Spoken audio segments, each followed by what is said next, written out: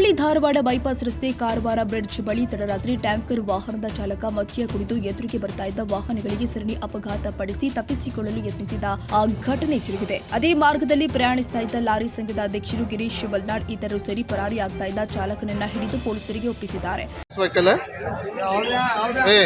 Ganesh, Mr. Ganesh, can you speak me? Can you listen me? Hey Ganesh, if you don't worry, I am here. I am with union. Let me wait. क्या में number आया तो देखो. Number phone नहीं. Where is your mobile? Hey Ganesh, रंदे. ಘಟನೆಯಲ್ಲಿ 3 ವಾಹನಗಳು ಜಖಂಗೊಂಡಿದ್ದು ಸ್ಥಳಕ್ಕೆ ಪೊಲೀಸರು ಭೇಟಿ ಕೊಟ್ಟು ಚಾಲಕನನ್ನ ವಶಕ್ಕೆ ಪಡೆದು ಹೆಚ್ಚಿನ ಮಾಹಿತಿ ಪಡೆಯುತ್ತಿದ್ದಾರೆ.